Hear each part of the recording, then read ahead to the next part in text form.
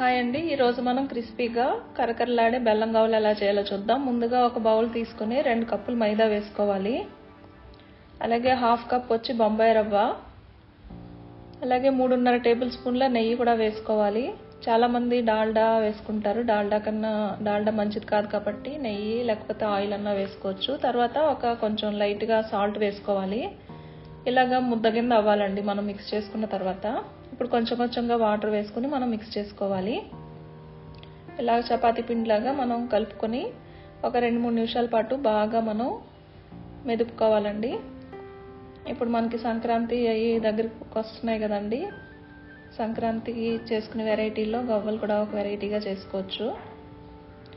తర్వాత నేను ఒక 20 నిమిషాలు నాననిచ్చానండి. తర్వాత మళ్ళీ ఒకసారి బాగా మెదుపుకొని చిన్న ఉండల కింద చేసుకోవాలి.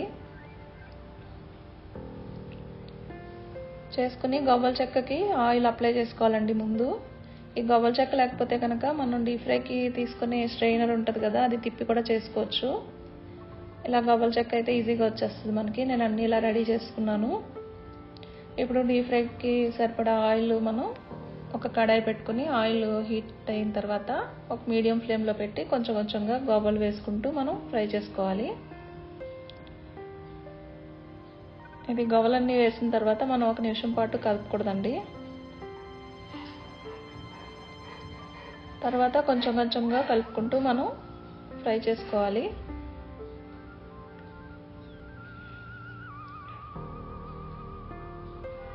చాలా ఈజీగా చేసేసుకోవచ్చండి. చేసేసుకుని స్నాక్ ఇది. కొంచెంగా కలర్ వచ్చేస్తున్నాయి కదా, ఈ కలర్ వచ్చేసినాయి. తీసిన తర్వాత ఇంకొంచెం కలర్ వస్తాయండి. మనం అందుకు ఈ కలర్లో తీసేసుకుంటే సరిపోతుంది. గోల్డెన్ బ్రౌన్లో తీసుకుంటే మిగిలిన అన్ని కూడా ఇలా ఫ్రై చేసుకోవాలి. ఇప్పుడు మనం బెల్లం పాకం పెట్టుకుందాము. ఒక గిన్నెలోకి 1 కప్పు బెల్లం, అలాగే ఒక హాఫ్ కప్పు వాటర్ తీసుకున్నానండి నేను. తీసుకొని బెల్లం కరిగే వరకు మనం కలుపుకోవాలి. బెల్లం కరిగిపోయింది. ఒక స్ట్రైనర్లో వేసుకొని మనం వడకట్టుకోవాలి. డస్ట్ ఏదన్నా బెల్లంలో ఉంటుంది కాబట్టి స్ట్రైనర్లోకి వచ్చేస్తుంది.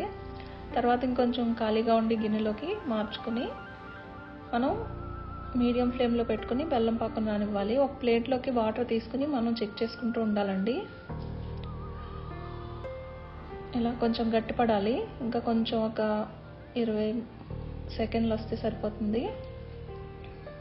ఇది రెడీ అయిపోయిందండి. ఇప్పుడు మనం స్టవ్ ఆఫ్ చేసుకొని గవ్వలు వేసుకుంటూ కలుపుకుంటూ ఉండాలి.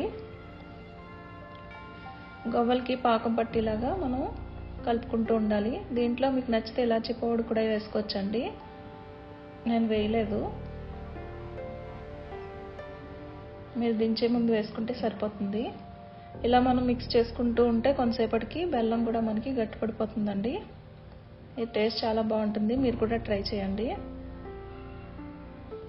అదిగోండి, డ్రై అయిపోయినాయి. ఈ వీడియో నచ్చితే please like, share and subscribe. Thank you.